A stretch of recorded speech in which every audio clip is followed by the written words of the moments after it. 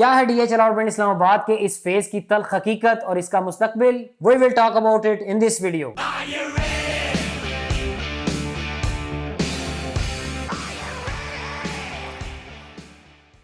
Welcome to another Bakhshan property गपशप। सबसे पहले मैं आपको बड़ी इंटरेस्टिंग बात बताता हूँ। कल शाम को मैं और जाजी भाई बैठे हुए थे और मैं उनको मशवरा दे रहा था कि आप DHA phase 7 x DHA valley के अंदर कोई 5 या 8 मरले की फाइल लेके रख लें अपने बच्चों के लिए। जब वो बड़े होंगे कल को उनको फ़ायदा हो जाएगा। और इतनी देर में हमारे एक यूट्यूब व्यूवर की कॉल आ गई सऊदी अरब से, और वो भी मुझसे यही बात कर रहे थे कि मैंने 2008 के अंदर डीएचए वैली के अंदर प्रोजेक्ट फाइल ली थी 8 मरला की, और अब बच्चों के लिए ली थी। और अब माशाल्लाह मेरे बच्चे जवान हो गए और आगे से उनके भी बच्चे हो गए। ठीक है, और वो हंस रहे थे और मैं भी हंस रहा था। और उन्होंने खुद ही बात को बदल दिया। उन्होंने कहा कि 2020 के बाद से, क्योंकि हमारी वीडियोस को जो है वो रेगुलर देखते थे, उन्होंने कहा आपकी वीडियोस में ही मैंने देखा कि 2020 के बाद से डीएचए के हालात जो हैं वो बदलने शुरू हो गए हैं, और इसकी जो पॉजिटिव चीज़ें हैं वो आप कह लें कि नेगेटिव के ऊपर हावी होना शुरू हो गई हैं। तो इसीलिए मैं पहले सोचा था इस प्लॉट को बेच दूँ, लेकिन अब मैं इस प्लॉट को रखूँगा अपने पास।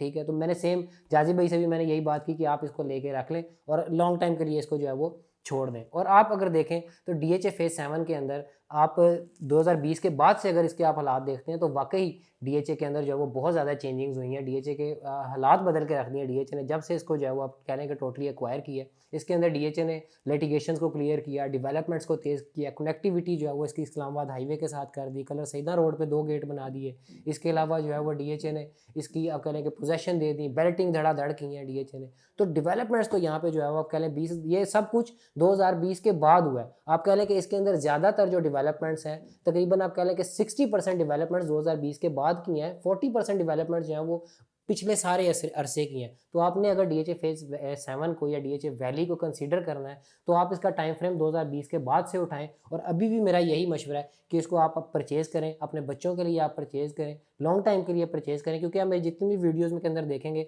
मैंने कभी भी किसी को सबस बाग नहीं दिखाया। मैंने हमेशा ये बात की है कि डीएचए फेज 7 जो है वो लॉन्ग टाइम प्रोजेक्ट ही होगा, और लॉन्ग टाइम के बाद after a decade Rawalpindi Islamabad की एक बिग काउ होगी। क्योंकि इसकी हमने मिसालें जो है वो रावलपिंडी इस्लामाबाद के अंदर पहले भी देख चुके हैं। आप देखें जब आज से 15-20 साल पहले बैरिया टाउन फेज 8 लॉन्च हुआ था तो उसके बारे में भी लोगों ने यही बातें की थी कि ये बहुत अंदर करके है, ये जंगल बियाबान है, ये आबाद नहीं होगा, ये कुछ नहीं होगा। लेकिन आज आप वहाँ पे देखें तो आपको जो है वो टोटली ऑक्यूपाइड हो चुका है, वहाँ पे घर बने हुए हैं। इवन उसकी आगे बैरिया टाउन फेज 8 की एक्सटेंशन भी जो है वो बन गई और वहाँ पर भी लोग जो है वो परचेजिंग करना शुरू हो गए। तो जो भी आप कह लें कि अच्छी चीज़ों को, पॉजिटिव चीज़ों को आने में या एक बड़े प्रोजेक्ट को आने में टाइम टेकिंग जो है वो होता है, टाइम उस पर जो है वो ज़रूर लगता है। और आगे जो मार्केट का ट्रेंड भी चल रहा है, जो हम भी मार्केट के अंदर देखते हैं, और जो रियल एस्टेट का पाकिस्तान के अंदर जो है वो ट्रेंड भी चल रहा है, वो स्मॉलर यूनिट्स का जो है वो चल रहा है। मतलब 5 मरला, 8 मरला, 10 मरला। और डीएचए फेज 7 तो टोटली है ही डेडिकेटेड आप कह लें 5 और 8 मरला के ऊपर।